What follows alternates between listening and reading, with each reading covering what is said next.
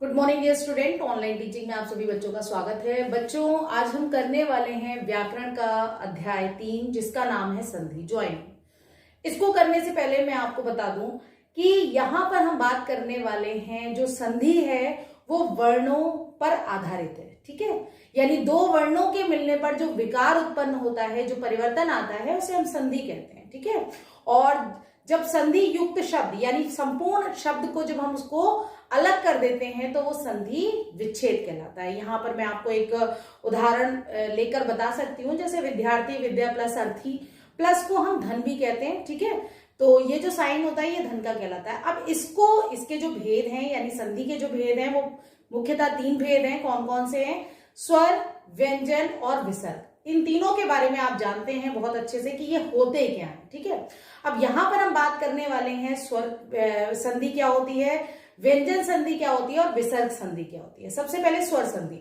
स्वर संधि में यानी आप सभी इसके नाम से ही जान रहे हैं कि स्वरों के कारण, यानी जब हम इस शब्द को अलग अलग करेंगे, जैसे मैंने विद्या प्लस अर्थी लिखा, तो विद्या यानी फर्स्ट वर्ड का जो लास्ट वर्ण है, सेकेंड वर्ड का जो फर्स्ट वर्ण है, उसके आधार पर हम ये डिसाइड करते हैं कि ये कौन सी संधि है। मतलब स्वर संधि है, व्यंजन संधि है या विसर्ग संधि है। यानी इनमें क्या होता है, जब स्वर संधि की बात होती है तो इसका फर्स्ट और लास्ट क्या होगा? स्वर होगा। व्यंजन संधि की बात होगी तो वहां पर व्यंजन, फर्स्ट और लास्ट व्यंजन होंगे, और विसर्ग संधि की जब बात होगी तो वहां पर विसर्ग लगा हुआ होगा। ठीक है, तो आइए चलते हैं, सबसे पहले समझ लेते हैं कि स्वर संधि क्या होती है, और स्वर संधि के अंतर्गत भी उसके 5 भेद होते हैं, उनके भेदों के बारे में जान लेते हैं, और उसके बाद हम व्यंजन संधि पढ़ेंगे। सबसे पहले जानते हैं कि स्वर संधि क्या होती है। तो बच्चों, स्वर संधि की अगर मैं बात करूं तो स्वर संधि में आप सभी जानते हैं स्वरों को, भाई आप सभी ने स्वरों के बारे में पढ़ा है। जहां पर 2 स्वरों के मिलने से परिवर्तन या विकार आता है उसे हम स्वर संधि कहते हैं। इसके 5 उपभेद हैं: दीर्घ, गुण, वृद्धि, यण, अयादि। अब इसको समझने से पहले सबसे पहले मैं आपको बता देती हूं कि मैंने सभी स्वरों को परिवारों में डिवाइड कर दिया है। ठीक है, पहला परिवार है अ आ, दूसरा परिवार है इ ई, तीसरा है उ ऊ, चौथा है ए, पांचवा है ओ औ। ठीक है, और छठे परिवार का सदस्य री।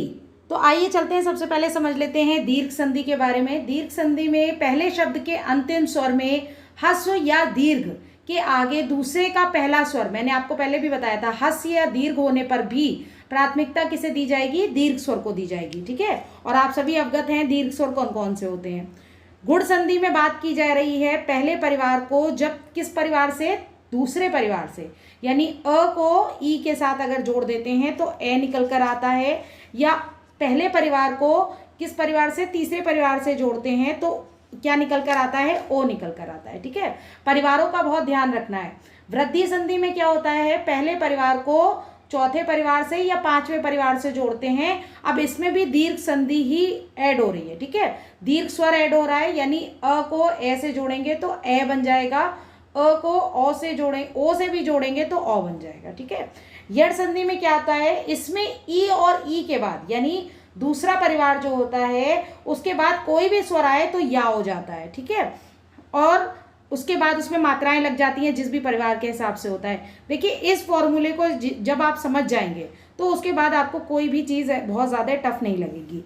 अयादि में क्या करते हैं, जैसे उसमें ई पहले आ रहा था और ऊ पहले आ रहा था, इसमें ए और ओ पहले आता है। ठीक है, ए ओ औ, और उसके बाद चाहे आ आए, ई आए, ऊ आए, कुछ भी आए, लेकिन वो कन्वर्ट किस में हो रहा है? अय में अगर ए आता है तो, और अव में अगर ओ आता है तो। ठीक है, तो इस तरीके से मात्रा भी लग जाती है। अब व्यंजन संधि में क्या होता है? इसमें व्यंजन के बाद किसी स्वर या व्यंजन के आने पर जो विकार उत्पन्न होता है, जैसे सज्जन, सज्जन में क्या, जब इसको तोड़ेंगे तो क्या बनेगा? सत प्लस जन। ठीक है, अब कुछ पॉइंट इसमें समझने वाले हैं कि वर्ग के पहले वर्ण को उसी वर्ग के तीसरे वर्ण में परिवर्तित कर दिया जाता है, या वर्ग के पहले वर्ण को 5वें वर्ग में, जैसे क ख ग घ ण, का कन्वर्ट होगा या तो ग में या फिर ण में।